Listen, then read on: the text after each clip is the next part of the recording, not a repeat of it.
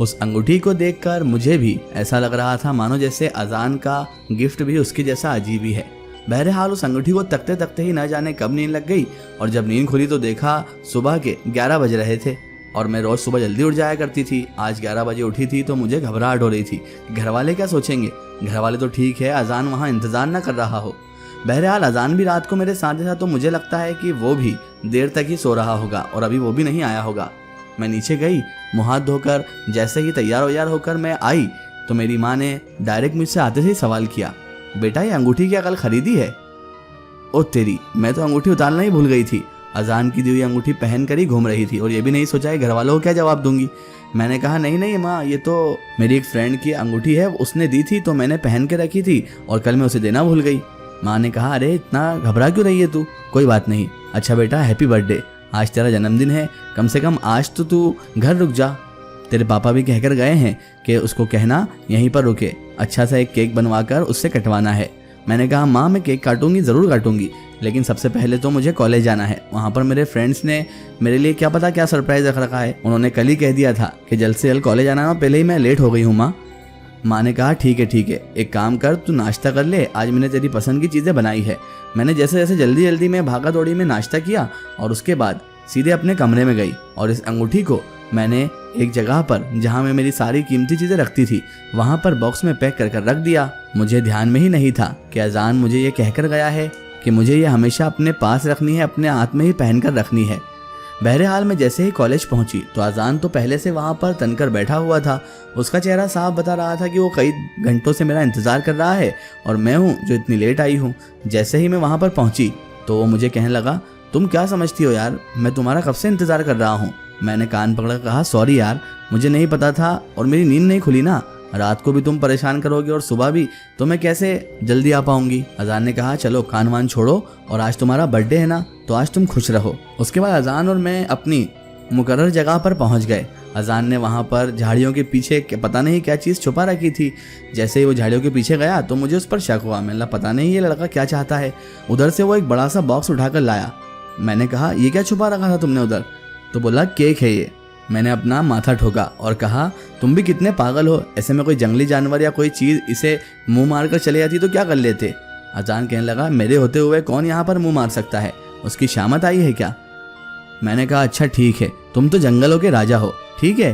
वो कहने लगा हाँ बिल्कुल हूँ, तुम्हें पता है मैं शेर का रूप भी ले सकता हूँ। मैंने उसे हंसी में टालते हुए कहा अच्छा ठीक है, तुम शेर नहीं लेकिन बंदर लगते हो। अजान कहने लगा अच्छा बंदर बोल रही हो मुझे, तो तुम हो बंदरिया। और हम दोनों हंसने लगे। उसके बाद अजान कहने लगा वैसे देखो हुमा, तुम्हें एक बात बता दूं, ये आज हमारी आखिरी मुलाकात है। मैंने कहा क्या मतलब? आखिरी मुलाकात से क्या मतलब है, कहाँ जा रहे हो तुम?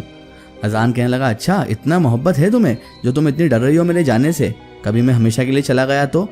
मैंने कहा देखो अजान फिजूल की बातें मत करो, जो कहना है साफ साफ कहो, अगर मुझसे दिल भर गया है तो ऐसा बोलो। मैंने जैसे ही ये बात कही तो उसका मुंह उतर गया और कहने लगा तुमसे और दिल भरा जाए ऐसा कभी नहीं हो सकता, मौत आ सकती है लेकिन अब तुम नहीं जा सकती इस दिल से।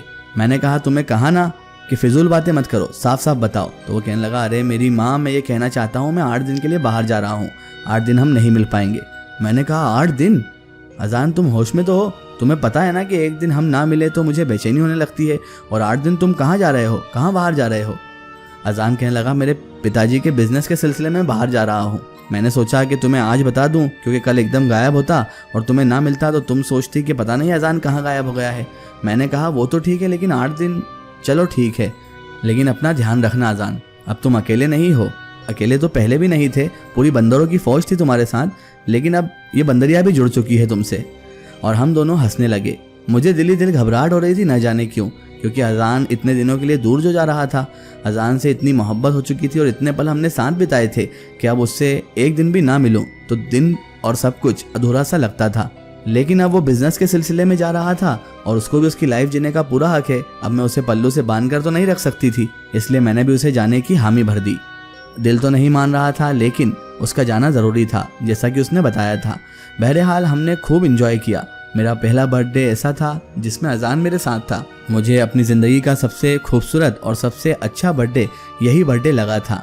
मैंने नहीं सोचा था कभी भी ज़िंदगी में कि कोई बर्थडे मेरा ऐसा भी होगा कि मेरा महबूब मेरे साथ होगा और वो इस तरह मेरा बर्थडे सेलिब्रेट करेगा। बहरहाल दिन तो बहुत अच्छा गुजर गया था, लेकिन एक उदासी शाम से ही छा गई थी कि कल अजान नहीं मिलेगा।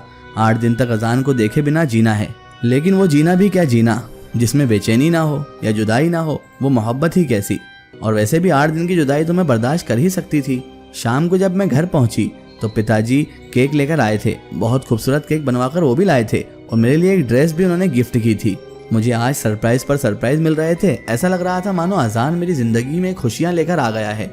वो मेरी जिंदगी में एक ऐसा तोहफा है जिसने मेरी जिंदगी में रंग ही रंग भर दिए हैं और मुझे खुशियों से नवाज दिया है। समझ नहीं आ रहा था कि अजान का शुक्रिया कैसे अदा करूं। बस मैं ये चाहती थी कि किसी भी तरह अजान हमेशा हमेशा के लिए मेरा हो जाए और मेरी जिंदगी में वो हमेशा रहे। लेकिन उसके लिए मुझे अजान के बारे में और कुछ भी जानना जरूरी था। उसकी फैमिली के बारे में, उसकी फैमिली में कौन कौन है और कौन क्या करता है। अभी बिजनेस के सिलसिले में वो बाहर गया है, आएगा तब मैं पूछूंगी। यही सोचकर रात को मैं अजान के बारे में ख्याल करते करते सो गई।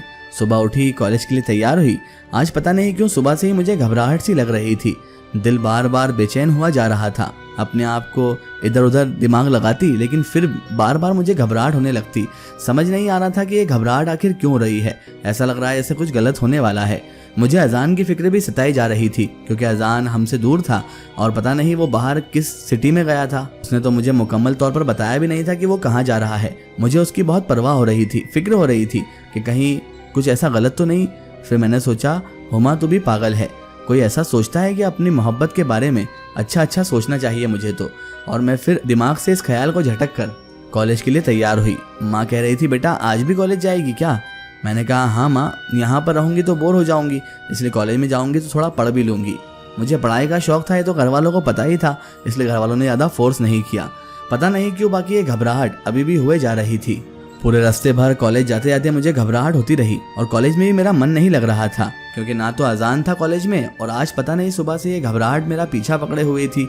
मुझे समझ नहीं आ रहा था कि आखिर ऐसा क्या होने वाला है जिसकी घबराहट मुझे सताए जा रही है। अचानक मेरे जहन में आया कि अजान की दी हुई अंगूठी मेरे हाथ में नहीं है और मैंने आज भी नहीं पहनी है। मैंने सोचा घर जाकर वही पहनूंगी तो थोड़ा सुकून मिलेगा। अजान की दी हुई चीज़ तो कम से कम मेरे पास रहेगी, उसके अलावा तो उसकी दी हुई कोई भी चीज़ मेरे पास नहीं है और मैं हूँ कमबख्त, मैंने उसे भी उतार कर एक तरफ रख रखा है। घर जाकर सबसे पहले उसे ही पहनूंगी। दिल कॉलेज में लग नहीं रहा था, बेचैनी सताए जा रही थी। मैं बीच पीरियड में से उठी और तबीयत का बहाना करके बाहर चली गई। बाहर गई और मैंने सोच लिया कि अब घर चला जाए, यहाँ तो दिल लगने वाला नहीं है। अजान के बिना कहीं पर भी अच्छा नहीं लग रहा है। अब घबराहट के साथ साथ मुझे एक और चीज़ महसूस हो रही थी। ऐसा लग रहा था जैसे मेरे आसपास कोई और भी मौजूद है। मैं घर पैदल ही जाती थी, ऐसा लग रहा था कोई मेरा पीछा कर रहा है, लेकिन पीछे मुड़कर देखती तो कोई भी नज़र नहीं आता। मैं घबराहट के मारे और तेज कदम बढ़ाकर घर चलने लगी। घर थोड़ा दूर था तो मुझे टाइम लगता था, लेकिन आज ये रास्ता और लंबा लग रहा था। समझ नहीं आ रहा था कि आज हो क्या रहा है मेरे साथ। अजान के जाते ही क्या पता मेरी जिंदगी में क्या मनुष्यत छा गई कि ना तो कुछ अच्छा लग रहा है, घबराहट अलग हो रही है और अब ऐसा लग रहा है जैसे कोई मेरा पीछा कर रहा है। समझ नहीं आ रहा था कि हो क्या रहा है। घर आने में अभी 10 मिनट का रास्ता और बाकी था और मेरे पैर अचानक भारी होने लगे। ऐसा लगने लगा जैसे मेरे पैरों को किसी ने जकड़ लिया है। अचानक मेरे पूरे जिस्म में सरसराहट सी फैल गई। अचानक मुझ पर गशी तारी होने लगी, भिन्नाटी मुझे आने लगी और फिर मेरी आंखों के सामने अंधेरी छा गई। पाँव लड़खड़ाए और मैं वहीं पर गिर पड़ी। उसके बाद जब मेरी आंख खुली तो मैं अपने रूम में मौजूद थी। इसका एक स्टोरी हम देखेंगे इसके अगले पार्ट में। अगर आप भी अपनी लाइफ की कोई रियल स्टोरी या कोई भी स्टोरी हमसे शेयर करवाना चाहते हैं ताकि हम उसे अपने चैनल पर अपलोड करें, तो आप हमारे Facebook page My Story Book और Instagram page My Story Book को फॉलो कर सकते हैं। Facebook Insta page My Story Book को फॉलो करें और उस पर हमसे जुड़ें।